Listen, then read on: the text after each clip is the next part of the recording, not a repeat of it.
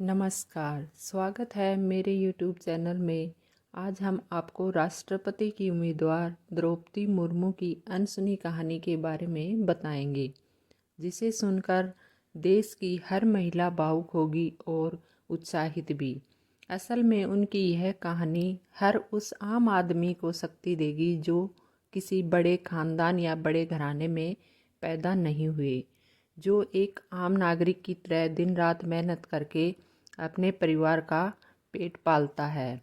उड़ीसा के छोटे से मकान में रहने वाली द्रौपदी मुर्मू अब सैकड़ों एकड़ के राष्ट्रपति भवन में रहेगी। 64 वर्ष की द्रौपदी मुर्मू फिलहाल उड़ीसा के मयूरभंज जिले के एक साधारण से घर में रहती है, जो 2 मंजिला के इस घर में 6 कमरे हैं और ये घर एक साधारण से रिहायशी इलाके में है, जहां ज़्यादातर मध्यम वर्गीय परिवार रहते हैं। द्रौपदी मुर्मू का जन्म 20 जून 1958 को हुआ। 21 जून 2022 को राष्ट्रपति के उम्मीदवार के रूप में उनका चुनाव हुआ। दिलचस्प बात यह है कि अगर वह चुनाव जीत जाती है तो देश की पहली ऐसी राष्ट्रपति होंगी जिनका जन्म आज़ादी के बाद हुआ।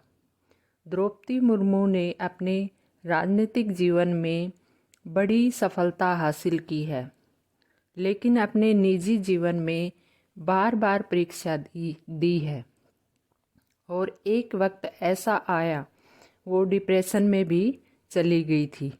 ये बात 2009 की है, जब 25 साल की उम्र में उनके एक बेटे की ऐसमें मौत हो गई थी।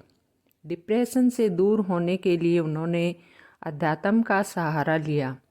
स्थिति में थोड़ा सुधार आने लगा, लेकिन 4 साल बाद दूसरे बेटे की एक सड़क दुर्घटना में मौत हो गई।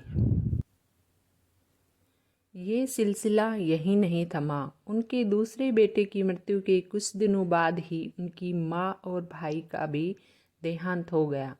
1 महीने के अंदर द्रौपदी ने अपने 3 अजीज परिवार के सदस्यों को खो दिया। जब इन तमाम दुखों को पीछे छोड़कर वो आगे बढ़ रही थी तो 2014 में उनके पति का देहांत हो गया। पति की मृत्यु के बाद वो बिल्कुल टूट गई थी, लेकिन उन्होंने खुद को संभाला और 2015 में झारखंड की पहली महिला राज्यपाल नियुक्त हुई। द्रौपदी मुर्मू के विनम्र स्वभाव की महिला हैं।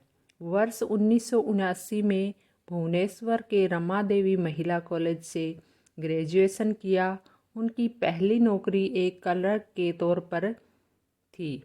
कुछ समय शिक्षक के रूप में भी काम किया। वर्ष 1997 में राजनीति में प्रवेश किया। मयूरभंज के रंगियापुर में वार्ड पार्षद चुनी गई। वो 2 बार उड़ीसा से विधायक बनी और 2004 तक उड़ीसा की सरकार में राज्य मंत्री रही।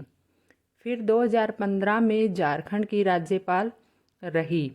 उस समय राष्ट्रपति भवन में रामनाथ कोविंद से मिलने आई। उस समय उसने सोचा भी नहीं होगा कि एक दिन वह भी राष्ट्रपति की उम्मीदवार चुनी जाएगी। उनकी एक बेटी इतिश्री मुर्मू है। उनका ये सफ़र आसान नहीं था, लेकिन मेहनत और लगन से ये सब हासिल किया।